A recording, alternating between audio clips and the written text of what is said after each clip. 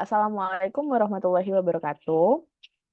Nah, kan kami dari kelompok B4 akan mempresentasikan presentasi tentang cara pembuatan kosmetika yang baik.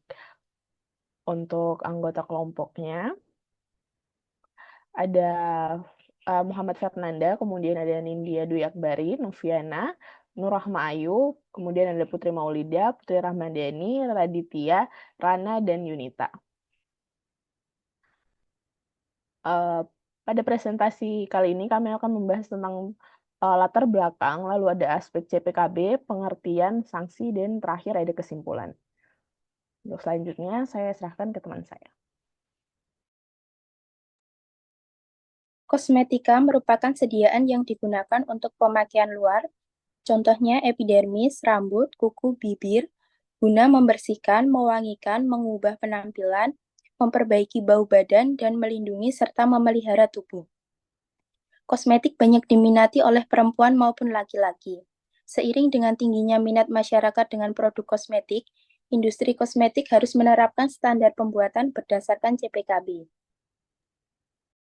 CPKB atau cara pembuatan kosmetik yang baik merupakan suatu pedoman atau standar yang mengatur seluruh proses produksi kosmetik, mulai dari pemilihan bahan baku hingga distribusi produk akhir. CPKB bertujuan untuk memastikan bahwa produk kosmetik yang dihasilkan aman dan berkualitas dan memenuhi persyaratan. Produk kosmetik yang diproduksi dengan mengikuti CPKB akan lebih mudah mendapatkan kepercayaan konsumen karena dianggap aman dan berkualitas. CPKB tidak hanya melindungi konsumen, tetapi juga meningkatkan kepercayaan terhadap produk kosmetik lokal dan daya saing industri kosmetik dalam skala global.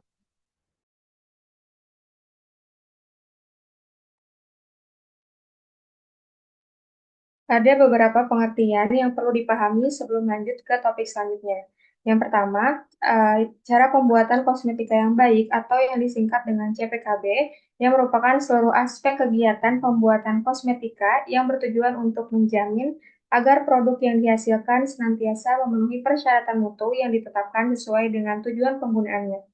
Yang kedua, ada istilah sertifikat CPKB atau yang merupakan dokumen sah yang merupakan bukti bahwa industri kosmetika telah memenuhi persyaratan CPKB dalam pembuatan kosmetika. Selanjutnya, Selanjutnya ada industri kosmetika, industri yang memproduksi kosmetika yang telah memiliki izin usaha industri atau tanda daftar industri sesuai ketentuan peraturan dan perundang-undangan. Lalu yang terakhir ada kosmetika, sediaan untuk digunakan pada bagian luar tubuh seperti epidermis, rambut, kuku, bibir, dan organ genital bagian luar atau gigi dan membran mukosa mulut terutama untuk membersihkan, mewangikan, mengubah penampilan dan atau memperbaiki bau badan atau melindungi atau memelihara tubuh pada kondisi yang baik.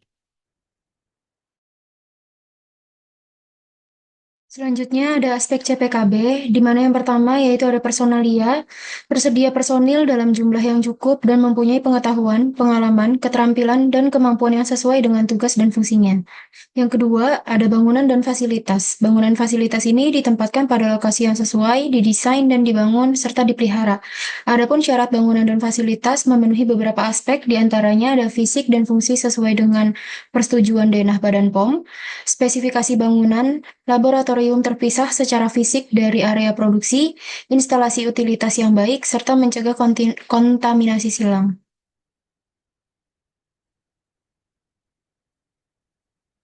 Aspek selanjutnya yaitu ada peralatan. Peralatan didesain dan ditempatkan sesuai dengan kebutuhan produk yang dibuat. Terdapat beberapa aspek dalam peralatan diantaranya desain dan konstruksi, instalasi dan penempatan, serta pemeliharaan. Yang keempat yaitu ada sanitasi dan hygiene, dilakukan untuk menghindari terjadi kontaminasi dalam pembuatan produk. Sanitasi dan hygiene ini mencakup personil, bangunan dan fasilitas, peralatan dan perlengkapan, dan bahan awal serta produk termasuk wadahnya. Yang kelima yaitu ada produksi.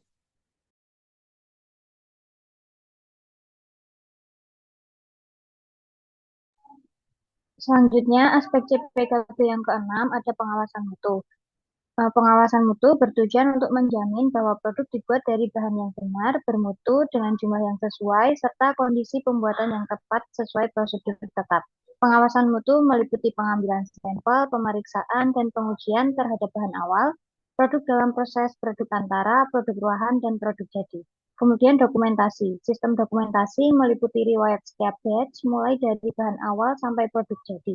Sistem ini merekam aktivitas yang dilakukan, meliputi pemeliharaan peralatan, penyimpanan, pengawasan mutu, distribusi, dan hal-hal spesifik lain yang terkait dengan CPKB. Yang kedelapan ada audit internal. Terdiri dari kegiatan penilaian dan pengujian seluruh atau sebagian dari sistem mutu dengan tujuan untuk meningkatkan sistem mutu. Laporan dibuat pada setiap kegiatan audit internal selesai dilaksanakan.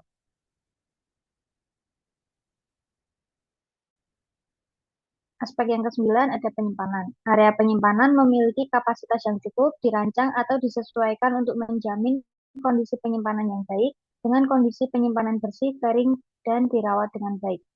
Yang ke-10, kontrak produksi dan pengujian. Pelaksanaan kontrak produksi dan pengujian secara jelas ditetapkan, disepakati, dan diawasi agar tidak terjadi kesalahpahaman.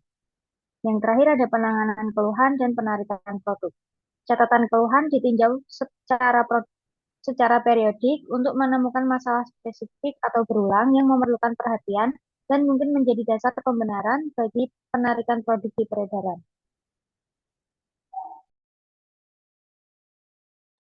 Selanjutnya itu sanksi. Pelanggaran terhadap ketentuan aspek-aspek CPKB akan dikenai sanksi administratif sebagai berikut, yaitu yang pertama peringatan tertulis, kemudian penghentian sementara kegiatan produksi paling lama selama 1 tahun, kemudian pembukuan sertifikat CPKB, kemudian pencabutan sertifikat CPKB atau surat keterangan penerapan CPKB, dan yang terakhir penutupan sementara akses daring pengajuan permohonan notifikasi paling lama selama 1 tahun.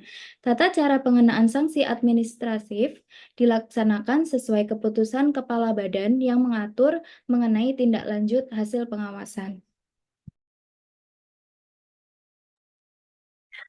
Baik, yang terakhir ada kesimpulan. Menurut Peraturan BPOM Nomor 25 Tahun 2019 penetapan standar cara pembuatan kosmetik yang baik atau biasa yang disebut CPKB ini bertujuan untuk memastikan bahwa produk kosmetik yang diproduksi di Indonesia memenuhi persyaratan mutu dan keamanan. Pedoman ini mencakup seluruh aspek produksi dan penguasaan mutu termasuk manajemen mutu, personalia, fasilitas, peralatan, dan dokumentasi. Di industri kosmetik wajib menerapkan pedoman ini untuk memperoleh sertifikat CPKB. Kemudian, pelanggaran terhadap ketentuan ini dapat dikenakan sanksi berupa sanksi administratif.